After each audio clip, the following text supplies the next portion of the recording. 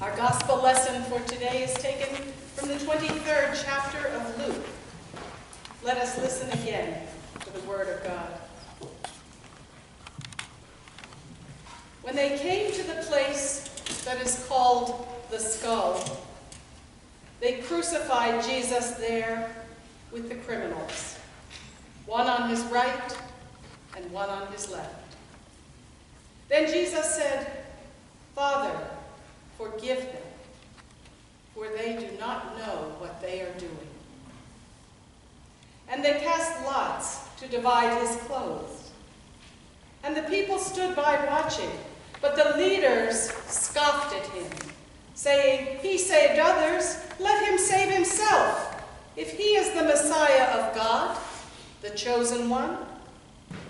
The soldiers also mocked him, coming up and offering him sour wine, and saying, "If you are the king of the Jews, save yourself." There was also an inscription over him, "This is the King of the Jews." One of the criminals who was hanged there kept deriding him and saying, "Are you not the Messiah? Save yourself and us." But the other rebuked him, saying, "Do you not fear God, since you are under the same sentence of condemnation? And we indeed have been condemned justly, for we are getting what we deserve for our deeds. But this man has done nothing wrong." Then he said, "Jesus, remember me when you come into your kingdom." And Jesus replied, "Truly I tell you, today you will be with me in paradise." Hear what the Spirit is saying to the church. Thanks be to God. I have long felt ambivalence about the way the liturgical churches have celebrated Christ the King on the last Sunday of the church year. It has such a patriarchal ring to it, doesn't it? In recent years, we Protestants have cleaned it up a little by using reign of Christ, a language instead of Christ the King.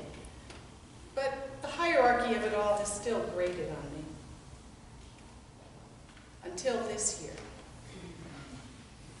Because this year, acknowledging Christ as King has taken on a new urgency. As we watch our President-elect interview cabinet members in his golden throne room at the Trump Tower. I did some research and discovered that this holy feast day was established in 1925, after World War I, in the face of growing nationalism and secularism. Christ the King Sunday was intended to proclaim the headship, the rulerdom of Jesus over all human institutions and political entities. So the Colossians text that Kate read today really seems to fit. Christ is the image of the invisible God, the firstborn of all creation. For in him all things in heaven and on earth were created, visible and invisible, whether thrones or dominions or rulers or powers. Sounds pretty royal. But then the gospel text takes us to Jesus hanging on the cross. Mocked, derided, tortured. Nothing kingly about it, except a crown of thorns and the mocking sign hung over his head. The lectionary texts for this Reign of Christ Sunday are enough to give the hearer whiplash. Now, whenever I'm confronted by the story of Jesus on the cross, I wonder where I would be in it. to identify myself with the courageous women who lingered in the crowd while the male disciples huddled out of sight. I like to think I would be among the women willing to brave the possibility of arrest themselves and able to withstand the horror of the tortured groans of the crucified men. But when I'm really honest with myself, I suspect that if I weren't actually miles away and hiding, I would be present asking the same questions as the unrepentant criminal on the cross, who mocked Jesus, saying, "Are you not the Messiah? Save yourself and us." After all, I find my prayers often filled with such words, even if I don't always say them quite so mockingly out loud. Too often, when I look at the state of the world today, when I hear the latest report on which ultra-right cabinet members President-elect Trump has named, I am filled with the same cynicism and despair that the unrepentant criminal expressed. Like him, I want Jesus either to exercise his power and fix things up right now, exactly the way I want them to be fixed, or to stop making claims he obviously can't fulfill. Put up or shut up. I'm in awe of the second criminal, who even in the extremity of torture on a cross, rebukes the first and reminds him that while the two of them have been condemned justly for their crimes against the state, Jesus was railroaded into his sentence. Now, we don't know what their crimes were. It's likely that they were insurgents against Roman occupation. And we know how empires treat insurgents. We empires have our own modern methods of torture and intimidation. If these two criminals were in fact insurgents against the Roman Empire, they were likely victims as much or even more than perpetrators. Don't we all know that sometimes those we label criminal are victims of grossly unfair systems that set them up? We also don't know how the second criminal came to have faith in Jesus. Perhaps he had heard him somewhere before. Maybe someone in his family had been healed. Perhaps he was simply amazed at the dignity with which Jesus conducted himself in the midst of a horror he didn't deserve. It's ironic that both criminals claim that Jesus is the Messiah, the King. The first does it sarcastically, mockingly, aligning himself with his own executioners and the power that drives the mechanisms of the world. The second acknowledges Jesus' kingship humbly. He recognizes that Jesus' way is not the way of the Roman Empire. It is not the way of empire. It is not our way. This man pins his hope on his sense that in the midst of the horror, there is something deeper. A loving presence operating at a level that defies human logic. Because he sees it in Jesus. Therefore, his speech is both a request and a statement of faith. Jesus, remember me when you come into your kingdom. Remember me as if I were someone who has been known, recognized as worthy of love, not as something reviled and shamed by the powers that be. Really, when you think about it, what a ridiculous thing to ask of someone who is in the exact same position of extremity as oneself. And yet, Jesus assures him, truly I tell you today, you will be with me in paradise. He assures the man of God's mercy. I wonder if that made the pain of the cross any more bearable for the man. And I want you to notice something else in this text. It's something that is not there. And that is the fact that Jesus does not say to the unrepentant criminal who had been mocking him that he won't be with him in paradise. We make that assumption because of centuries of church tradition, but the text doesn't say that Jesus condemned him. Jesus offers comfort to the one who asked him for it, but he doesn't berate or condemn the one who didn't. This story is a mirror into which we may look to find ourselves in moments of extremity. Are we like the first criminal, cynically railing out against God for not fixing things up the way we want them to be? Or are we like the second criminal, who accepts the consequences of his actions, whether they are justified or not, and trusts that there is something deeper?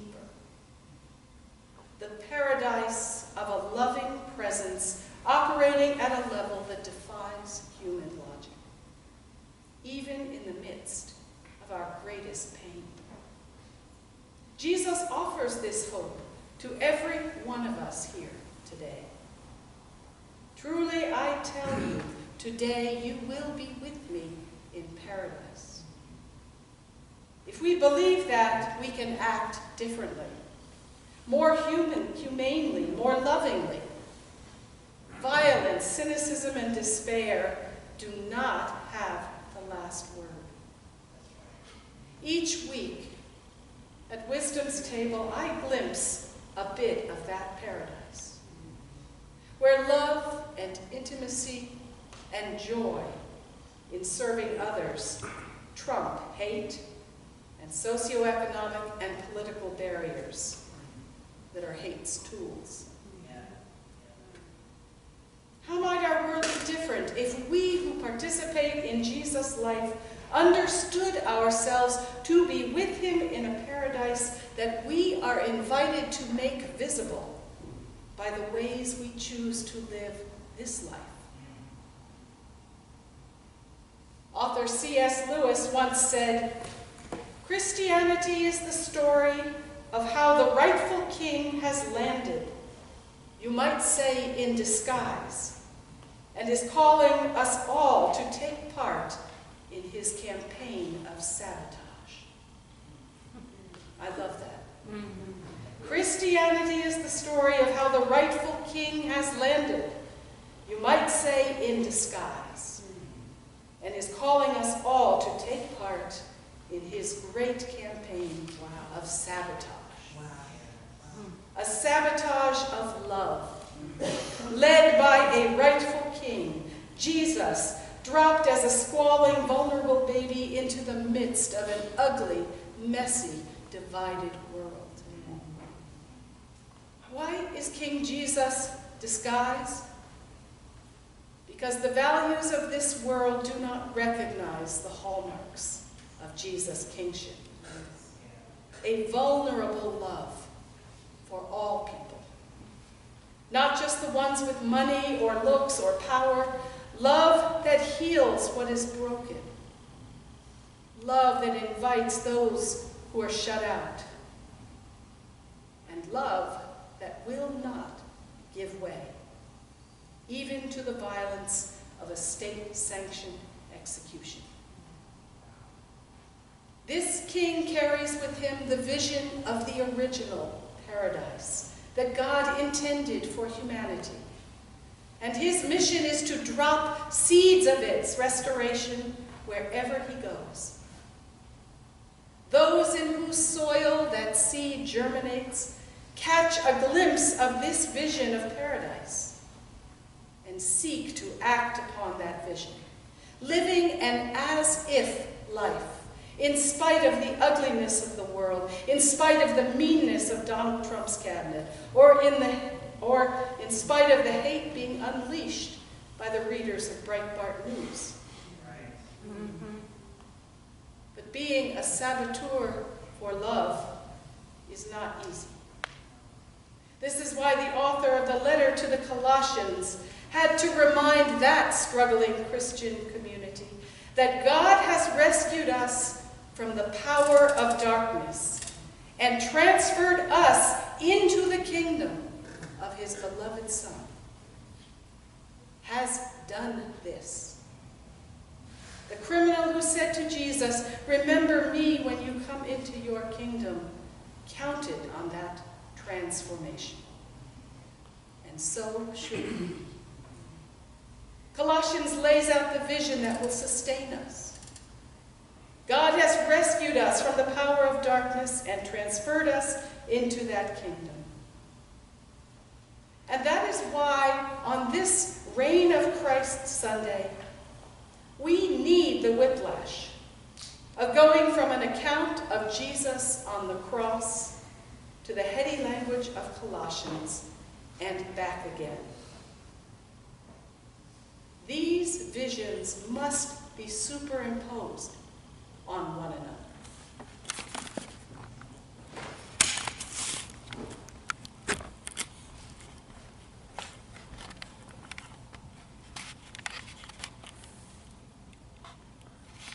The crown is there. These visions must be superimposed on one another. Because in the figure of Jesus the Christ, we are stuck with, or blessed with, the paradox of God's great campaign of sabotage.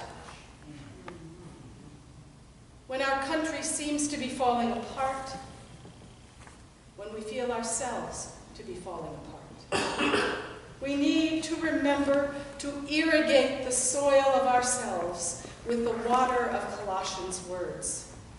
In Christ, all things hold together. There is a kingdom sprouting in what looks like a barren field. The writer of Colossians prays for us. May you be made strong with all the strength that comes from his glorious power.